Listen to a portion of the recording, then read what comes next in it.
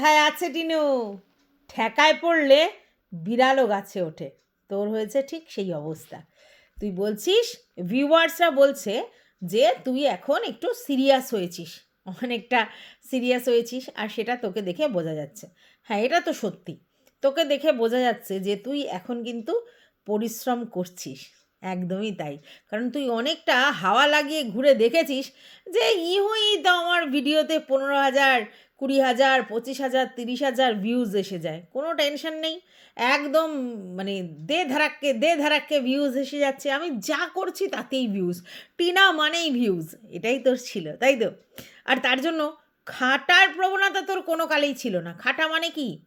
খাটা মানে কি তুই হাল চালাবি? না, খাটা মানে তোর ভিডিওতে কাজকর্ম দেখিয়ে তোর ভিডিওর লেন্থ বড় করা, তোর ভিডিও রোজ রেগুলার দেয়া, রেগুলারিটি মেনটেন করা, আর রোজ তোর ভিডিওর টাইমিং মেনটেন করা। বহুবার তোকে বলেছি তুই 2 দিন মিলিয়ে 8 মিনিট 10 মিনিটের ভিডিও দিতিস, এখন এখন 34 মিনিটের ভিডিও দিচ্ছিস। একদমই কংগ্রাচুলেশন, যে এই যে তুই বুঝেছিস যে পয়সাটা তোর কতটা দরকার, আর পয়সার জন্য তোকে আলটিমেটলি একটাই সলিউশন, পরিশ্রম, তার বিকল্প তোর কাছে কিচ্ছু নেই। পরিশ্রম মানে কি? পরিশ্রম মানে তুই যে কাজটা করছিস সেই কাজটা প্রপারলি মন দিয়ে বড় ভিডিও দেয়া, সুন্দর করে কাজ দেয়া, যাতে বোরিং না লাগে, এসবগুলো করা। তো এখন তাই করছিস।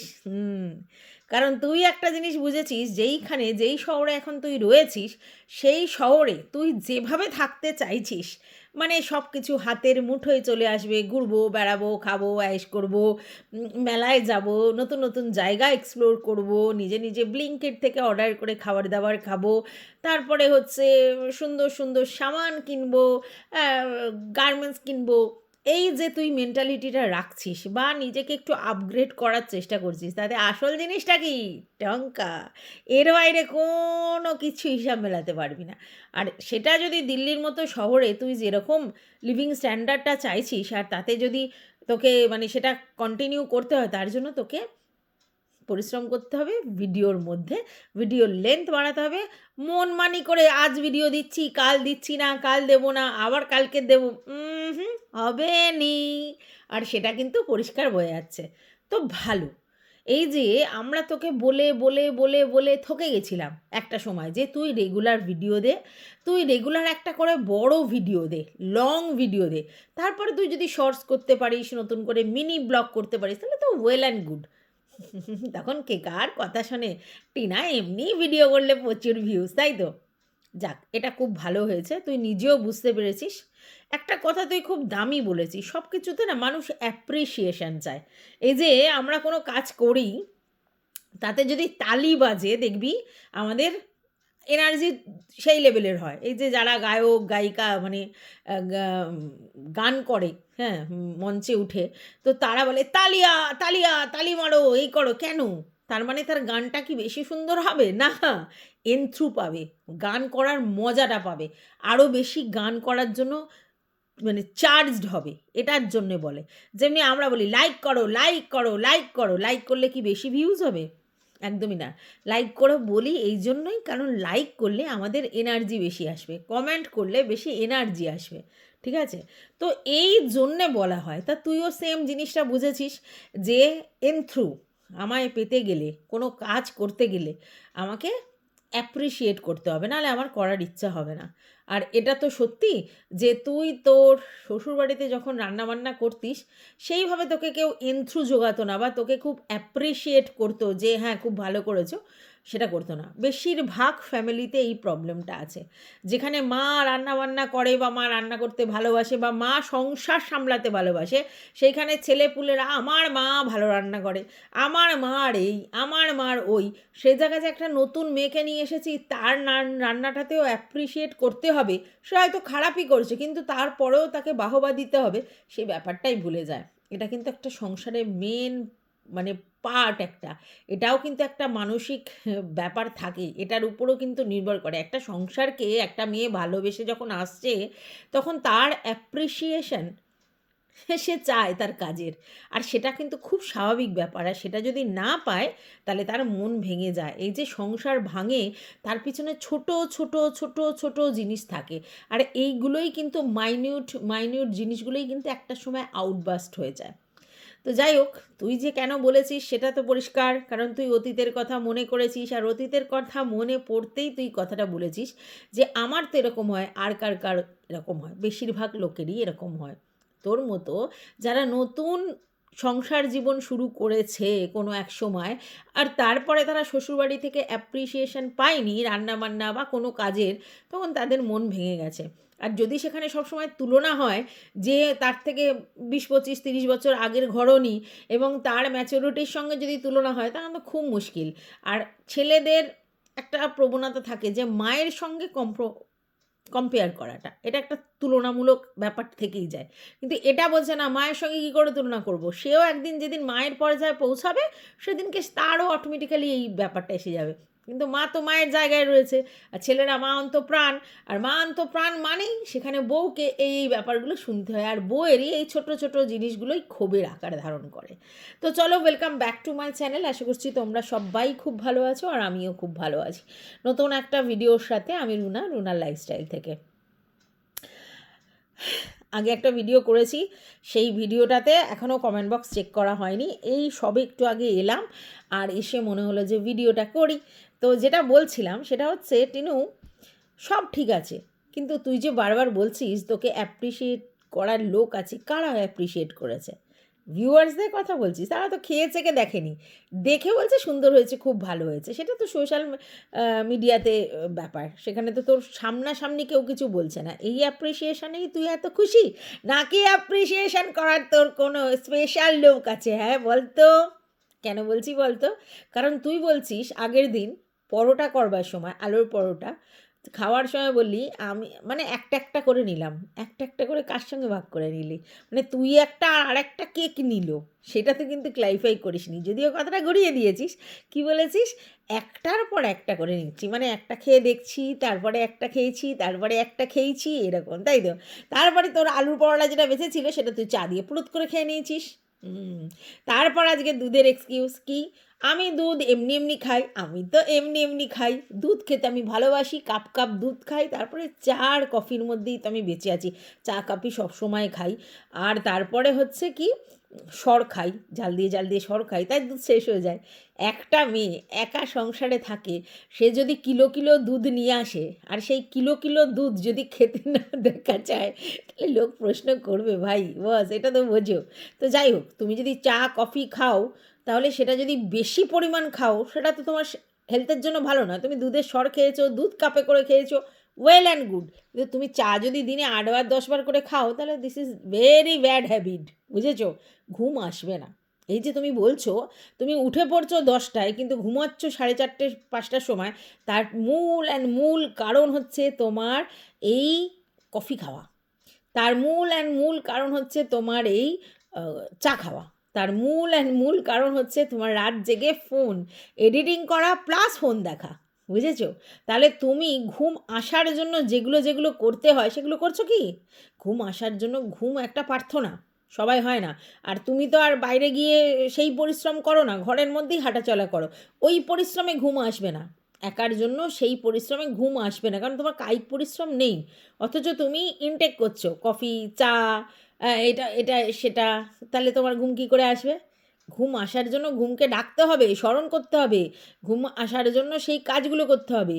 তুমি যখন ঘুমোতে যাবে, শোয়ার আগে 1-1.5 ঘন্টা আগে ফোন একেবারে না ধরতে হবে। শোয়ার আগে কফি চা অন্তত 2-3 ঘন্টা আগে খেতে হবে না, ঠিক আছে? তুমি রাত্রিবেলা ড্যাং ড্যাং করে 10টা 11টার সময় কফি খাবে, তারপরে তুমি মোবাইল নিয়ে 1টা 1:30 2টো পর্যন্ত জেগে থাকবে, আর তুমি বলবে ঘুম বাবা এসো, ঘুম বাবা এসো, শোবো আর ঘুমোবো, হয়? আর তোমার তো পরিশ্রমটাও সেই নেই। তুমি যদি এখন মাটিতে কোদাল কাঁপতে যাও বা মুটেগিরি করো, দেখবে তোমার এসব কোনো ব্যাপার নেই, শোবে আর পড়বে আর ঘুমাবে, কারণ তারা কায়িক পরিশ্রম করে। তোমার তো কায়িক পরিশ্রম সেই লেভেলে হচ্ছে না, তো ঘুমটা ওই জন্য আসছে না। তবে প্র্যাকটিস মেক এ ম্যান। যদি তুমি প্রতিদিন প্রত্যহ একটা টাইমে গিয়ে শুয়ে পড়ো, মানে 11টা 12টা এরকম সময়, এবং তুমি যদি রেগুলার বেসিস ঘুম আসুক না আসুক 12টার সময় শোও, তাহলে তুমি 7টার সময় উঠে পড়বে। এটাই স্বাভাবিক, কারণ 7-8 ঘন্টাই আমাদের ঘুমের প্রয়োজন হয়। তো এই হ্যাবিটটা করতে হবে। তুমি যদি রাত জাগার হ্যাবিট করো, তাহলে বলো ঘুম আসছে না, তাহলে কী করে হবে? ওই 4টে-5টা হবে। আমি জ্ঞান পাপী, তোমায় জ্ঞান দিচ্ছি। এই হ্যাবিটটা আমারও ছিল, এই ভেরি রিসেন্ট আমি চেঞ্জ করেছি নিজেকে অনেকটা। ঠিক আছে? তো যাই হোক, আমার বক্তব্য, তুমি ঘুম আসছে না বলে বলছো বলে তোমাকে বলতে হচ্ছে। আর আরেকটা ব্যাপার হচ্ছে, তুমি বলছো যে এই যে অ্যাপ্রিশিয়েট করছে আমাকে সবাই, সেটা আমার ভালো লাগছে। এই যে খেয়ে বলছে ভালো হয়েছে, কে বলেছে ভালো হয়েছে? হ্যাঁ, কে বলেছে ভালো হয়েছে? তোমার দাদা বৌদিকে তো এখনো খাওয়াওনি। আর যা পিঠে করেছিলে তার মধ্যে মনে হয় দুধ পুলিটা মোস্ট প্রবাবলি, না পুলি পিঠেটা তুমি মনে হয় তোমার এই পাড়াতু তো কাউদের দিয়েছিলে, বাদ বাকি তো তোমাকে অ্যাপ্রিসিয়েট করার মতো তুমি নিজেই খাচ্ছ, নিজেই অ্যাপ্রিসিয়েট করছো। কে আবার অ্যাপ্রিসিয়েট করলো? হ্যাঁ, বাইরের লোক দেখে বলছে ভালো হয়েছে, টেস্ট করে তো বলেনি। তাহলে অ্যাপ্রিসিয়েটটা কোথায় হচ্ছে? উম, উম, উম, উম। যাই হোক, যেটা বলছিলাম সেটা হচ্ছে, তুমি অনেক অ্যাড দিচ্ছ। সেটা হচ্ছে ফেসবুকে আমার এই ভিডিওগুলো আপলোড করেছি, তোমরা দেখো। ফেসবুকে এইগুলো আপলোড করেছি, রেসিপি আপলোড করেছো, সেটা দেখো। তুমি এটা বুঝে গেছো মানুষের পেট থেকে ঢুকতে হয়, তাই তো? পেটের ব্যাপারগুলো দিয়ে মানুষের কাছে পৌঁছানো যায়। তো এই খাওয়ার রেসিপি বা খাওয়ার শর্টস, এগুলো কিন্তু ভিউয়ার্সরা খুব পছন্দ করে। সরি, খুব পছন্দ করে। তার জন্য তুমি বারবার বলছো আমি রেসিপি দিয়েছি, দেখো গিয়ে। যারা ফেসবুকে গেছে তাদের জন্য থ্যাংক ইউ। আমি জানি তোমার ইউটিউবের ইনকাম ক্রমশ কমছে, এবং এখন তোমার একটা গড়পড়তা ভিউজ হচ্ছে, ঠিক আছে? এবং তোমার ভিউজ 20-র উপরে উঠছে না, তাই না?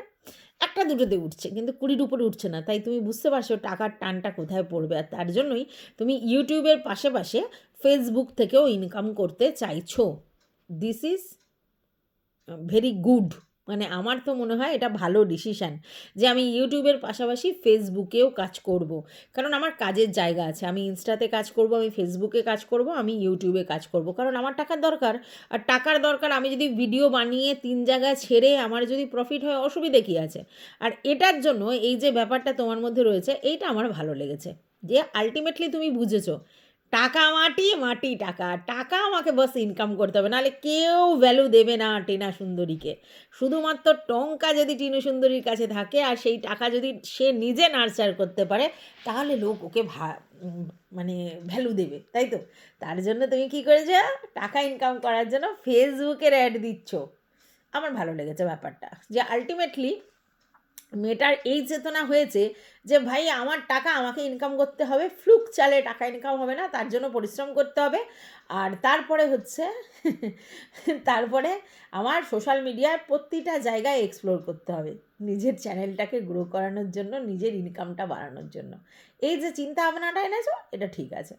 আচ্ছা, তারপরেই বলেছো তুমি যে আজকের আমার ব্লগ করতে ইচ্ছা করছিল না, সকালবেলা থেকে উঠেই যেন মন খারাপ হচ্ছে, ভালো লাগছে না। কেন ভালো লাগছে না জানি না, এরকম হয় মাঝে মধ্যে, মন আপসেট থাকে। অনেক পিছনের জিনিস রিকল করে হয়, অনেক সময় কিছু ঘটনা সেগুলো মনে পড়ে যায়, তার জন্য হয়। অনেক সময় অনেক কিছু চাই আমরা, সেগুলো করতে পারি না, তার জন্য হয়। তো মন খারাপের তো কোনো স্পেশাল কোনো কারণ থাকে না। তো তোমার মন খারাপের তো স্পেশাল কোনো কারণ নেই, মন খারাপ হয়েছে এটা বুঝতে পারছো, কিন্তু মন কেন খারাপ হয়েছে সেটা বুঝতে পারছো না। তো যাই হোক, আমি বুঝতে পারছি তোমার মন খারাপের কারণ। তো যাই হোক, আমি বুঝলে তো হবে না। তো এখন বলছো তুমি যে এখন হয়তো অনেক দিন আমি বাজার হাটে যাইনি, কোথাও ঘুরতে যাইনি, মেলায় যাইনি, সেই জন্য মন খারাপ হয়েছে। এই তো ভেরি রিসেন্ট গেলে, তার জন্য মন খারাপ হয়নি। রিকল করছো জীবনের প্রতিটা স্টেপে কী কী জিনিস, কী কী করেছো, কতটা ভুল করেছো, আজকের কোথায় তোমার ফিনান্সিয়াল ব্যাপারটা থাকতো, আর তোমার নিজের ভুলে সেটা কোথায় গিয়ে দাঁড়িয়েছে, এই সব চিন্তাভাবনা করে তোমার মন খারাপ হয়েছে, মানে মন কাঁদছে। আর তার জন্যই তোমার মন ভালো নেই। সেটা হতেই পারে, বাড়ি বাড়ি দেশও में এসব ছোটি ছোটি বাতও হতেই रहती है। মানে এরকম ছোটোখাটো মুড অফ, মুড সুইং, ভালো লাগছে না, মন খারাপ, এটা তো খুব স্বাভাবিক ব্যাপার। আর যেই পরিবেশ থেকে তুমি বড় হয়ে এসেছো, সবার মধ্যে হই হই করে বাঁচার, সেই জিন্দেগিটাও তো তুমি মিস করছো। সেটা তো তুমি পছন্দ করো, তোমার হাই হুই এই সেই এটা সেটা করা ওই রকম তোমার পছন্দ। তো সেইখান থেকে তুমি একেবারে অন্য জায়গায় এসে পড়েছো, তো সেখানে অনেকটা স্কুইজ হয়ে গেছো। তো এটা স্বাভাবিক ব্যাপার। বাই দ্য ওয়ে, তোমার ড্রেস সেন্সটা কিন্তু ভালো হচ্ছে, তাই না? মানে তুমি একেবারে নাইটি কালচার ছেড়ে দিয়েছো, এইটা বেশি ভালো। কারণ একটা সময় না তোমার প্রচুর নাইটি কালচার নিয়ে অনেকে অনেক কথা বলেছে, আর সত্যি খারাপ লাগতো। তুমি যেহেতু ব্লগিং করো, এই যে সুন্দর সুন্দর ড্রেস পরে এখন করছো, হ্যাঁ ভালো লাগছে। নিজেকে সবসময় প্রেজেন্টেবল করে রাখতে হয়, তবে তো তোমার দিকে লোকের অ্যাট্রাকশনটা হবে, নাহলে কিসের জন্য হবে, তাই না? তো যাই হোক, সব কিছু মিলিয়ে ওভারঅল ঠিক আছে। কিন্তু কে অ্যাপ্রিসিয়েট করলো বললে না তো। হ্যাঁ, ভিউয়ার্সরা। তো এটুকুই বলার ছিল ভিডিওটাতে। টাটা।